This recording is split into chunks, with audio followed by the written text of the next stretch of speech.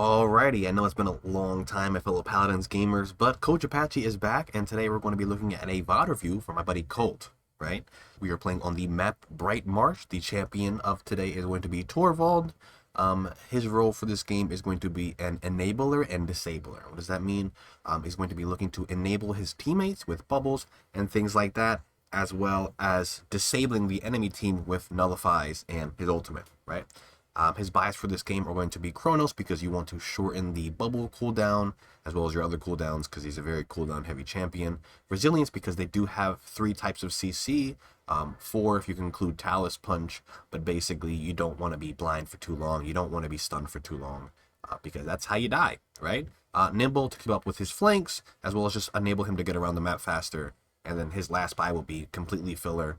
It could be whatever you need, whether it be Rejuve, whether it be Wrecker, it doesn't matter. In that game, in that moment, you will decide what you'll need in the end, but yeah. So for this game, when it comes to ults, they are going to be to displace the enemy team, whether it be to finish a push or whether it be to just get somebody away from the objective, or appeal for a teammate. The other way would be to cleanse or avoid crowd control. It doesn't really say it in the description, but for example, which will be a great use this game, if Maeve does ult, especially early on, you can Torvald ult, which will cleanse the Maeve ult from you, allowing you to give your teammate information, as well as you will be able to push people back so they can't really take advantage of that Maeve ult the way they would like to, right? But yeah, in this game, you should be looking to enable Koga with bubbles, deny Rom from dashing in for free with your Nullify, combo bubble ult, a bubble with Andrew ult, because that's an insane combo, letting him just dash in, bubbling him so he has that that HP to absorb that initial burst he'll get from the enemies, allowing him to get at least two shots off. It's huge in my opinion. And then I also want you to be looking to confirm pushes with ultimates. All right, so now that we've gotten this basic stuff out of the way, we are going to take a look at the map so that we can discuss your rollout and kind of responsibilities. Alrighty, here we go. Alrighty, so we do have the map layout in front of us here. Okay. Obviously we will start in spawn here. When it comes to rollouts, right? Since your Ashe, and we'll put this in yellow, is going to be controlling short, right? You don't necessarily need to be playing in short as well. So when you're rolling out here, I would like to see you roll out this way with your Koga, and I would like to see you guys push into Apps, right? So since we're already controlling this lane here with a tank and a DPS probably here, you should be looking to gain control of this so that we can get pressure right here, right? Since Koga doesn't really have the best range, there's no real reason to kind of sit in the window and poke out. So I would just say if they allow it, you can kind of get around here, and then from here as the Torvald, you can quite literally probably play in the window or even play around here somewhere and just kind of enable your Koga, right? I wouldn't say you need to 100% follow him everywhere, but definitely you will always want to have a point of LOS on him. So whether the Koga wants to play here or here, you could play from here. Whether the Koga wants to play around here, you can play from one of these locations, right? But I would definitely look to gain space through Apps. I wouldn't just sit here because then there's like a whole lane you're not really gaining control of, and they can kind of LOS you, right? So they can play here, and then they can kind of just hold the corner while the people up here funnel fire into here. So now that we've gotten the rollout and kind of talking about where you should be on the initial rollout, right, we can talk about defense as well real quick. So for defenses, in my opinion, I feel like Apxche is going to be phenomenal in green, and they don't really have a backliner. So by all means, I wouldn't be opposed to you playing on this side with your Koga and kind of hyper enabling him to burn the main tank, right? You're not really a tank. The Koga's going to kind of tank for you. You're just kind of supporting him, so you don't really need to feel like you need to be pressuring with your own body. So I would just say just enabling him to just kind of bully the tank, especially if Koga gets Wrecker early on. Nando shouldn't really be able to just stand in mid for free. And then for the offensive, I would kind of say the same thing. Definitely probably pushing the lane here, enabling your Koga to kind of get underneath and bully the tanks, as well as from this side here, you can get a nasty ult knocking people off, and or just knocking them off the point or back into spawn. Now we go to gameplay. All right, so the first thing we're going to be looking at now that we are in the game is going to be your loadout, right? So, yeah. So you did decide to go thanks Grandpa. Which is not a bad talent at all. It gives you more bubbles, right? But I really think you got to think about what's your current job for this game. And I mean, in all reality, I feel like stopping the ROM from going in or just stopping tanks in general from doing things. It's going to be your main priority, and I don't really know if you need that extra 300 health. The cooldown reduction is nice, but I definitely would try out direct current because it gives you that extra range, so you can stop Rom a lot farther in, which I think is very, very important. Because basically the farther you can stop him, the better. Because even if he gets a little bit in with his dash, he's still kind of getting value, and you want to basically reduce that as much as possible. When it comes to your build, you do have Wind Dancer 5. I don't really think Koga needs that, especially if he's running a build where he has like speed in it already. So I definitely would probably look to like maybe lower that down to 3 or 4, because then you can invest more points into other cards. Healing your teammates is always nice. I like this, as well as it will give you, I think it helps you with like eliminations and stuff like that, so it gives you more credits. Health, good. So these are all good cards. I definitely would probably invest more points into maybe Glyph of Freedom, so that when you are getting eliminations from your pocket, you are getting your bubbles back faster, as well as you are getting other cooldowns back faster. Health can be nice too, but yeah. So I definitely would lower this and probably increase this. And maybe there's another card I think that you should have in there. And oh, that's what you're missing. Probably taking out Time Shaper. No. This is the card. No, this is the card. But I'd probably bump it to 6. For Koga, I'd probably bump it to 6. That's what I do. Reduce this to 3, add a point to this, add a point to this, and you'll be all good, I think. So here we go. Your first buy should be Kronos, which it is. Alrighty, so we are rolling out towards the right side. Right, here we go. So you dismounted very, very early. I wouldn't have dismounted there. I would have kind of probably sat on your mount a little bit longer, and kind of, you can let Koga kind of check it a little bit, because in all reality, you probably could have got a lot deeper. You probably could have just used your mount, did like a little jump in, and got basically all the way to their apps. You know what I'm saying? But here you are. You give the first bubble. Keep in mind when you're bubbling, I would just tell your DPS, like, hey, let me know when to bubble you, right? So that you're giving him bubbles when he wants it, when he needs it, compared to, like, just bubbling him whenever. So you do hear a call out from the Ashe that Talus is going to be behind, so you're kind of focused on... So right now, you're kind of just bubbling to heal and playing like a support, which is not like your job this game. Your job is to hyper-enable. So right now, you should be just hard talking to your Koga, and just getting him to do things, right? Getting him to move up.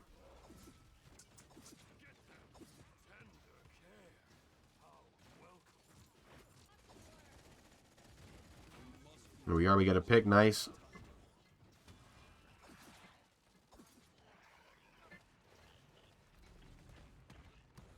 So right here is where I would say you don't necessarily need to follow him step by step, right? Because if you're playing here, you can see him here, you can see him here, and obviously you'll communicate with that. If he's like, oh, I want bubble, you know, it's him telling the peak window, whatever, right? But the second you see him cross over there, you know, you can just switch to this side.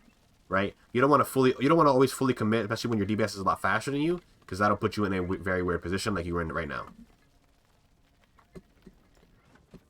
Also, you're gonna do more damage by left clicking, so try not to nullify unless it's for resource, like a utility reason, for the most part.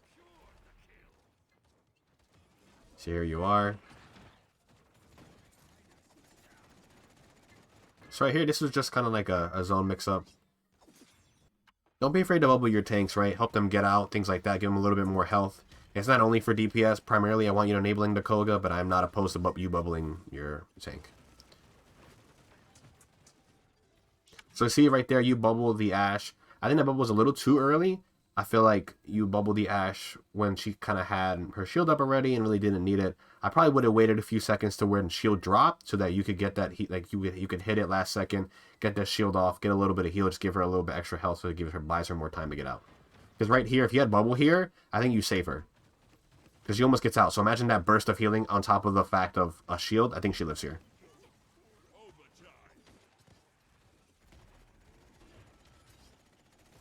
So right there, you were too focused on trying to bubble your DPS that you didn't hear the Talus behind you shooting your Grover. Probably could have saved Grover there. Make sure you're bubbling your Koga while he's in ult. Gives him speed.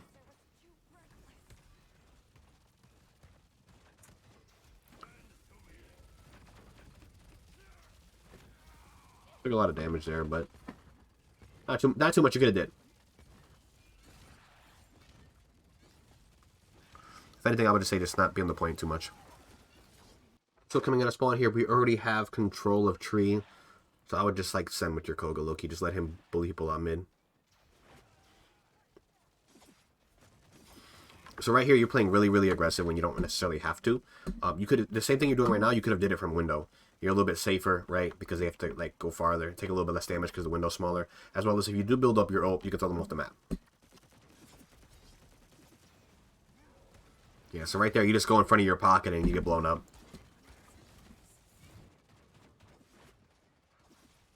Pocket and Koga to do Koga things. So right there, you nullify the ROM a little too early. I would have waited. You might not have even needed to use it on him because he didn't have dash there, right? So imagine you didn't use it on them. You probably could have used it on someone else. As well as you would have been doing more damage to the ROM, hence burning him faster so that your team has more time to push up. So right here, as you can see, they're pushing really hard left. I would just probably set up for an ult inside of Apxche where you're protected. Especially since also you could have told your Apxche to peek there for a bubble.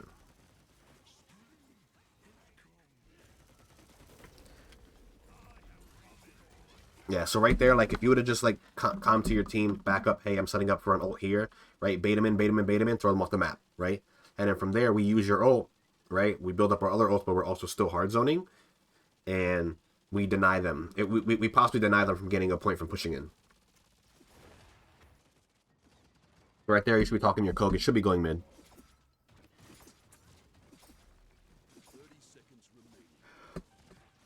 Make sure you communicate bubble cooldowns. Oh.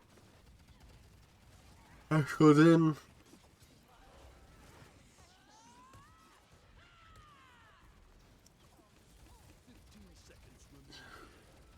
This point, he's got a dial cart. So, last mid, we didn't really take a lot of space through apps. We definitely could have gained a lot more space. So I think that's what I'm going to be looking for this this mid, would be just to try to get your Koga to take more space. Right here, you get Mave ulted. This would be a good time to use Hyper Beam. Why? Because you kind of already like should have a good feeling of where everybody's at. You hear the Mave ult, so you know she's somewhere in front of you, not to your right. And I'm assuming that you've heard comms of where other people are at.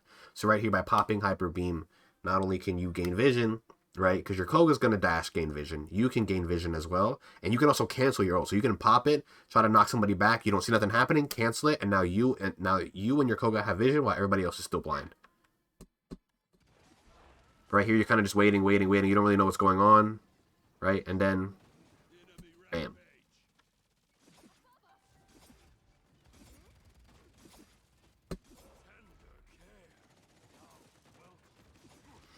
Rom dashing in. He avoids the nullify.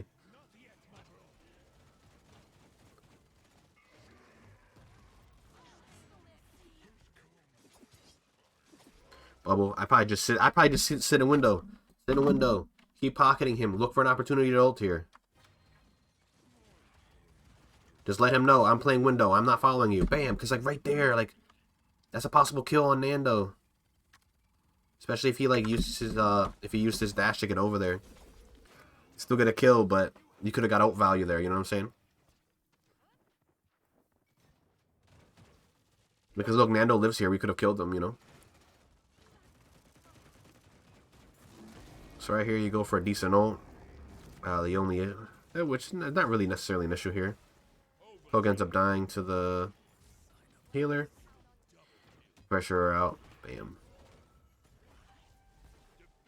So even though we still win, there's still things you could be doing better. But yeah, so as you can see, the issue with here is like you're playing in a very tight space where like obviously Koga's not doing bad in, but he would do a lot better with more space to work with. So I would say just call for a switch here when it comes to tanks. Let the Ashe play inside. Her AoE will get a lot of value. Bam. See you later, nerd.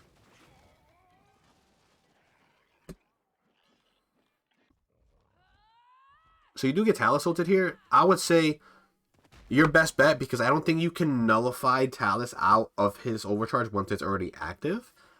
I would say it would be to use your recharge, right? Use your recharge so that you can gain health that you're losing from his overcharge. And then I think after that, you might have a chance at beating him. Obviously, if you hit more shots than he does, but it's like, it's hard. But I think that's your only way to survive here. Because right there, yeah, you use it at last second. Compared to you could have used it in the beginning, right? And that would have ate up most of his overcharge, and then from there, trying to fight him once you have, once you've gotten rid of the overcharge, because the overcharge is the only thing that's really going to kill you. The normal primary fire shouldn't really do enough damage to threaten you. You get stuck on walls a lot, man. You're pissing me off. Koga should not have died there. He should have ulted.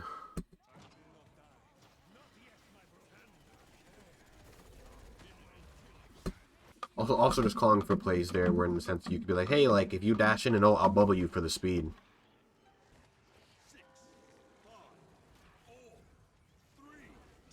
Right there, you use bubble after he's already floating down, which obviously he's not going to get any value out of that bubble. You could have bubbled someone else. Could have bubbled Ashe. Could have bubbled Merc.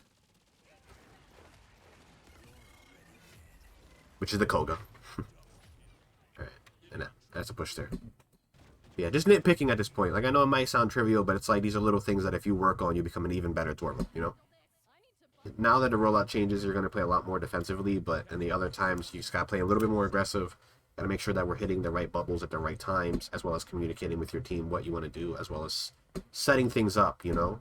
Because at the end of the day, like, there's a lot of opportunities for you to get a lot of ult value, but you really haven't been using ult in the proper ways. You used it once, that was pretty decent, but you also had a lot of other opportunities that you could be using it as well.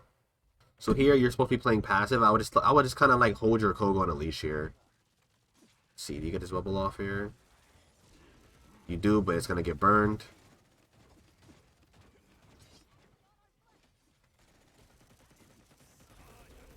Talos makes a play.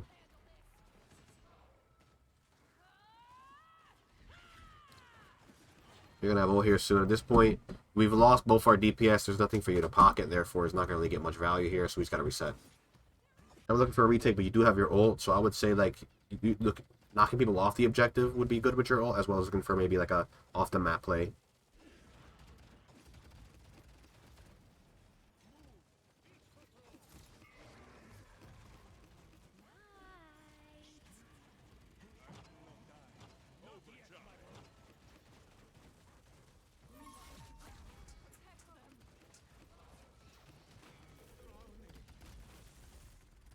Not sure if he went to dash there. I couldn't really tell. But we should win this pretty freely. Nice.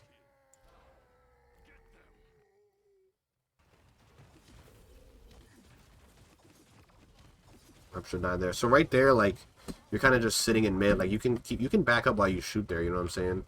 But I would just say, talk to your team about what's going on, hear where people are coming from, and then you probably could have stopped the ROM a little bit faster if you would have backed up earlier. Be walking down mid with a Koga. Backing too much with your Ashe.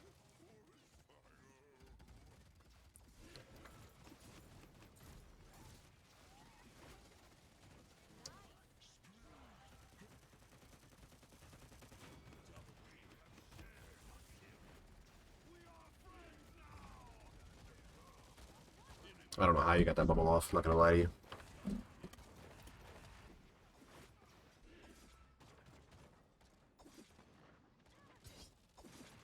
Right there would have been a good time to, instead of bubbling your Koga, to bubble your Ashe. Get her healthy and make it so that she can't get killed by Pounce.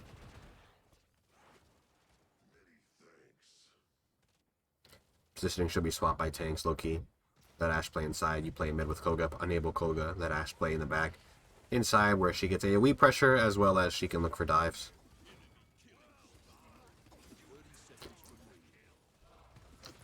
Right there, nobody else really needed a bubble. Your teammates were kind of 2v1ing. While your Ashe was kind of like holding 4. Could have been pocketing her. I think that's one big tip I give to like Torvald, is just like, do not be afraid to bubble the opposite tank.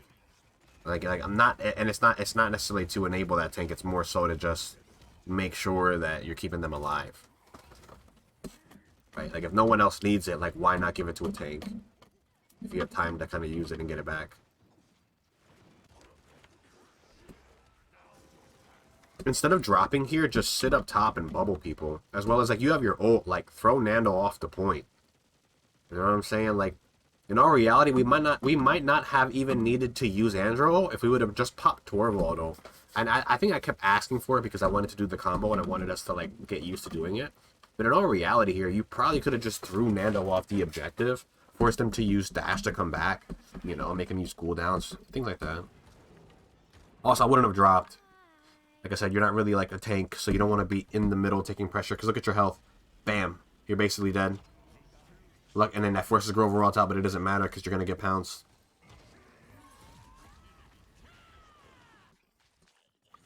You just kind of want to get out of the mentality that you're like a tank, and just think of it as you're like a support in all reality. Alright, so here we should be going out to the original rollout. They end up meeting you guys right side, where you guys should be right here, right? But you guys are so used to them going here that they've conditioned you to that, so that you reacted to them possibly going there when they're not there. So it should have been here in the first place.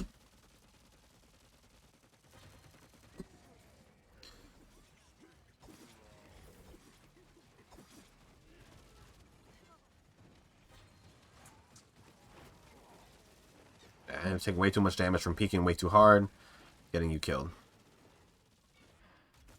So right here you have Hyper Beam, so I would just try to look for a rotation towards mid so that you can look for maybe an ult.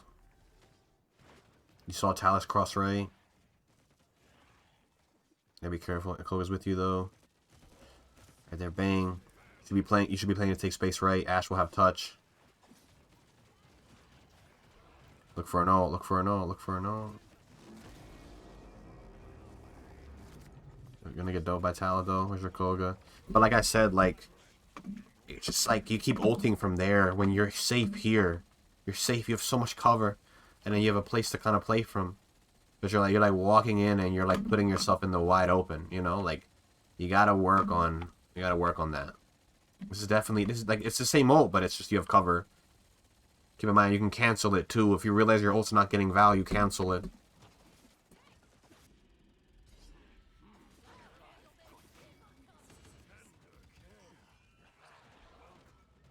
There's no need to bubble him. No need to bubble him. What is he doing with that bubble? Yeah, you gave him a heal, but like he has a Grover. He's okay. He is okay. Save your bubble for something else. Maybe use it to make your, you know, right. You would have had it right here. Do you have it right now? Oh, you just popped it on me. But yeah. Nando. I would have waited. Since he already used dash, I would have waited until he popped shield. Then I would have nullified him just to open him up for more damage there. Since he's already used dash, no point in nullifying him there.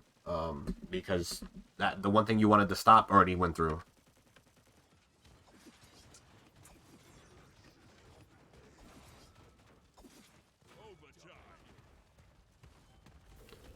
Remember, you're not a tank. You don't have to be on the point. You can call for someone else to contest.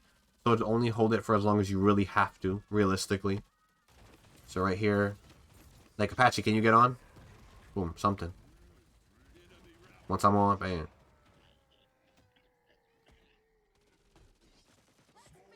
And there we go. And that's a W. So, yeah. Hopefully you learned something from this VOD review. Just always keep in mind the things that I was saying.